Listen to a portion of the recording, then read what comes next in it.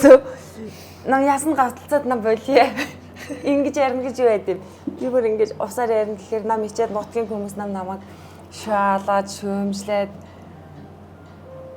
одоо нам хүмүүс ингэж асуугаар яасан гавталцаад гизэн арай гизэн байна би тийм асуу. Зариг та завтай юу нэвтрүүлгийнхаа шинэ дугаарын зочноор жүжигчин Жиж Аламжигээ оролцуулахаа бай газарт нь ирсэн байна. Одоо талбайн хэнд ажилдаа явж гин гэд ярьсан ярилцах зав байгаа эсгийг асуухаа очицгоё. Сайн байна уу? Сайн уу. Та завтай явж гин үү? Заригаас явж байгаа юм. Зариг юм уу? За жоохон завгүй л явж гин. Гэтэ одоо зав гаргана штэ. Надад тэр 10 асуултаагаа хэрвээ нэг завтай бил ярилцах боломж байна уу гэж асуух. За чи нэг дотроод яг хүлээгээ ижсэн. Тэгээд юу яах вэ? За 20 минут тийм үү? За тэгээ. За сүүлийн үед одоо таны амьдрал ер нь хэр завгүй байна вэ?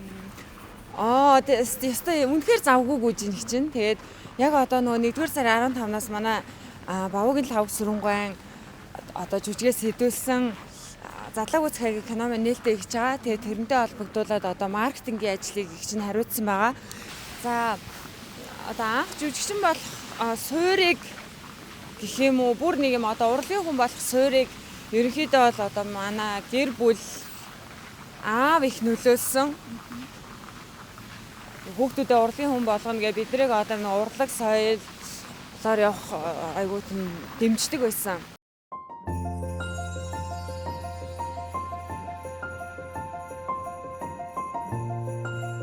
Тэгээд аав маань яг кино механикч хүн байсан. Тэгээд тэр утгаараа ч тэр одоо бүгдээрээ нийлж кино хийн гэж их ярьдаг байсан. Бидний хүүхэд байхад одоо нөгөө тог 11 цаг гээл тасарчдаг байсан үеийг би санаад байдаг байхгүй энэ 6 цаг дээр 11 цагт тасраа тэр хооронд Монгол телевиз тэгээ ганцхан Оросын Орт 1 гэж телевиз гардаг байсан. Тэгээл тэндээс ер нь айгүй их суур тавигдсан баг гэж боддгийн. Тэгэл манай ихч кино урлагийн дээд сургуулийн найруулагч мэргэжилтээр сурч төгссөн. Манай дүүч бас одоо кино урлагийн дээд сургуулийг төгссөн одоо продюсер залуу байгаа. Тууны найруулагч. Тэгээ миний хувьд ингээд жүжигчин болоод ер нь бол аавынхаа яг л ярьдаг байсан тэр бүх мөрөөдлүүдийг бид нар ингээд биелүүлээ явж ин даа гэж ярьцгаадаг. Тэгээд одоо кино хийн гэдэг байсан мөрөөдлийн дүү маань биелүүлээд би кинонд нь тоглоод тэгээд яг л аавынхаа мөрөөдлийг ер нь биелүүлж нэг талаараа энэгээрээ бас их гой бахархаж явдаг. Тэгээ аав минь хэрэг байсан бол одоо хамтдаа нийлээл олон сайхан зүйлийг бүтээгээл явж явах байсан баг. Эндээс л ер нь нэг урлагийн хүн болох суур тавигдсан гэж боддог. Одоо Шар гэгээ киноны гол дүрээр таны хүмүүс илүү мэддэг шүү дээ. Шар гэгээ кино гарсны дараа хүмүүс ер нь яаж хүлээж авсан бэ? Шар гэгээ кино гарснаас хойш хүмүүс айгүй гоё сайхан хүлээж авсан. Тэгээд яг жинхэнэ нөгөө Монгол царайтай хүн байна. Монгол төрхтэй эмэгтэй дээр үе нөгөө одоо алтан үеийн жүжигчид л ийм царайтай байсан гэдэг утгаар одоо маш сайхан хүлээж авчихсан. Тэгээд мэдээж хэцүү зүйл зөндөө байгаа. Одоо хүүтэнд, өвлийн хүүтэнд, зуны халуунд, тэгээд бороо цас гэл ер нь их тийм хүн төгсөл ажилладаг шүү дээ бид чинь цаг наргүй. Тэгэл заримдаа шантрах үед бол зөндөө байна. Тэг яг ард нь гарсны артал дээр хамгийн сайхан нь тэндээ байдаг. Нөгөө хүнд хэцүү байсан тэр яаж давна гэжсэн давгаа амжилттай даваад за болсон гэл тэр үед бол яг нөгөө сайхан нь мэдэрдэг. Тэгээд мэдээж уран бүтээл гарсны артал дээр хүмүүс хүндлэл, хүмүүсийн хайр хүндлэл бол хамгийн сайхан нь байдаг. Амьдрал дээр болон мэргэжлэрээ ер нь шантарч исэн үе тэнд байгаа юу? Байсан бол тэр үеийг яаж давамж болж исэн бэ? Тий. Одоо ажил дээр гэх юм бол одоо байнга штэ баг яг шин дүр аваад ажиллах болгонд л ёо гэж жоохон шантрах үед угаасаа гардаг. Тэгэл тэрийг нөгөө дуртай юм болохоор хэцүү байна гэсэн мөртлөө тэрийг хийх дуртай. Тэгээд дуртай ажиллаа хийж байгаа болохоор шантарсан ч гэсэн тэгэл болчихгүй тэгээд нөгөөдгөө хийгээл хийсээр л байдаг, шантарсаар л байдаг, ард нь гарсаар л байдаг. Тэгээ ард нь гарсны дараа бол тэндээс яг жинхэнэ нөгөө одоо хаз жаргалыг мэдрэнэ гэдэг шиг их сайхан байдаг болохоор шантарсан ч дахиад дараагийн ажил гарч ирэхэд тэгэл шантрахгүйгээр шантрахаа мэдсэн ч гэсэн тэгэл орж лээдэг. Тэгээ энэ бол одоо мэргэжлийн хувьд нэг талаар их сайхан. Амьдрал дээр бол угаасаа амьдрал ямар байхаа хинч таашгүй, үргэлж дардан байхгүй. Тэгэл бартаасаад үргэлж гарч лээдэг. Тэрийг хүн болгон л даваал ард нь гарч иж нөгөө амтын мэднэ. Тэгээ нөгөө зовсны эцэс жаргана гэдэг шиг л ямар нэгэн саад бэрхшээлийг даван туулаад ард нь гарсны артал дээр нэг тийм сайхан байдаг шүү дээ. Ямар нэгэн зүйлийг ухаарад ч юм уу ямар нэгэн тийм нэг зүйлийг ололттой байдаг. Ямар нэгэн одоо саад бэрхшээл шантрах тийм хүнд хэцүү зүйл дээрээс ямар нэгэн байдлаар л тийм гоё ухаарлыг аваад аз жаргалыг мэдрээл ээждэг.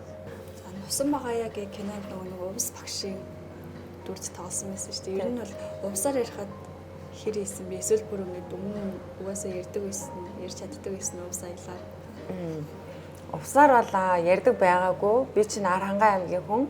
Тэгээд Баруун Монгол аялгаар ер нь их тийм сонирхолтой Баруун Монгол аялах их надад сонсголонтой сонсоод л баймаар тийм айгуу гоё юм аялгаатай санагддаг. Тэгээд яг энэ тал төрлийн уран бүтээл дээр нөө манай Амбо продакшны буйна яг энэ одоо өөрийнхөө нутгийн аялгаар их ярьсан одоо контентууд хийдэг шүү дээ. Тэгээд за энэ буйнаг иймэрхүү уран бүтээл хийх юм бол орондоо гэж боддог байжгаад яг буйнаг тэ холбогдож таарад за чи хэрвээ одоо нутгийн аялгаараа ингээд ярьсан ийм уран бүтээл хийх юм бол их чинь бол орно шүү гэд хэлсэн чи өөдөөс яг их чи хийх чагаа хоёлаа яри холбогдъё гэд тэгээд энэ юу тусан байгаа яг юм багшийн төр дээр ажиллахаар болж ийсэн. Энэ бол бас айгу гоё үйл явдлаасаа.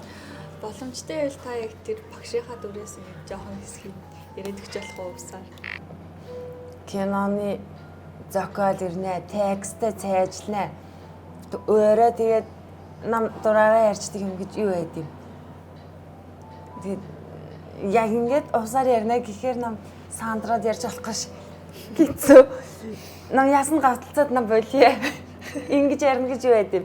Би бүр ингэж усаар ярина гэхээр нам ичээд нутгийн хүмүүс намайг шаалаад шөөмжлээд одоо нам хүмүүс ингэж асуугаар яасан гавталцаад хэцүү арай хэцүү байна би тийм асуу. Тэгээд одоо хүмүүс таарлахаараа тэгдэг байхгүй юу.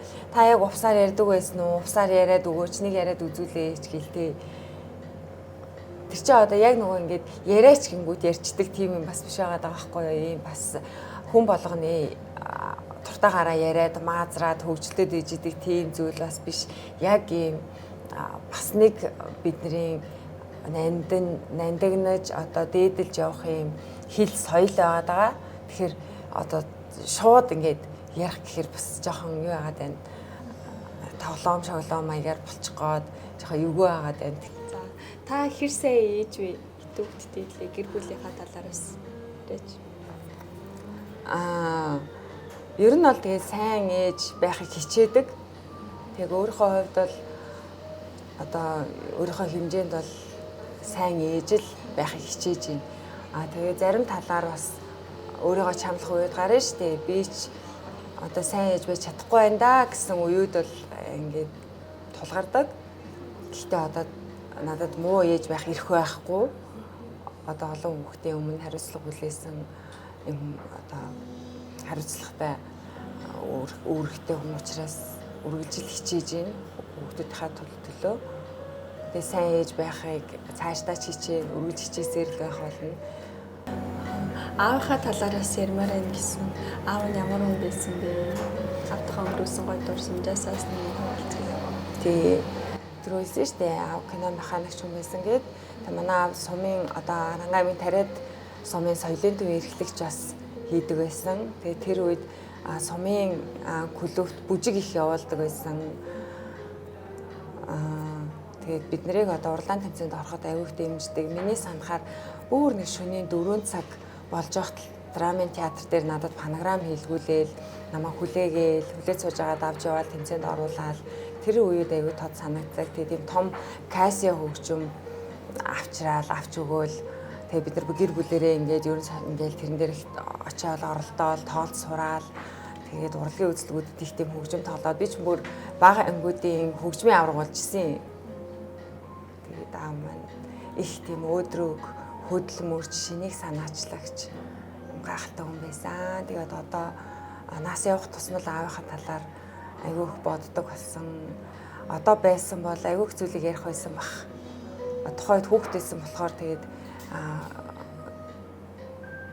нарийн ширээ юмыг их ярьж мэдэхгүй, аавынхаа ярьжсэн гой зүйлүүдийг ч гэсэндээ яг нөгөө утгыг ойлгохгүй ингээл өнгөцгөн сонсоод өнгөрчээсэн бол эргээд бодоход маш их үнэтэй зүйлүүдийг ярьдаг гэсэн санагддаг. Тэгээд одоо бахархаж байгаа ямар ч гэсэн аавараа бахархуулахаар л амьдраа явж байна.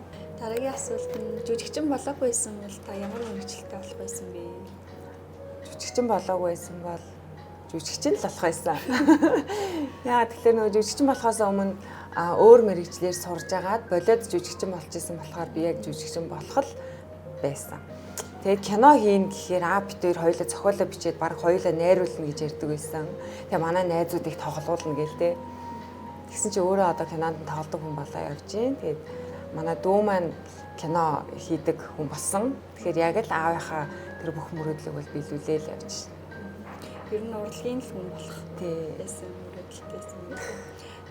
Одоо киноны Экчо кинон задлаагүй цахаа гэдэг нэртэй кино.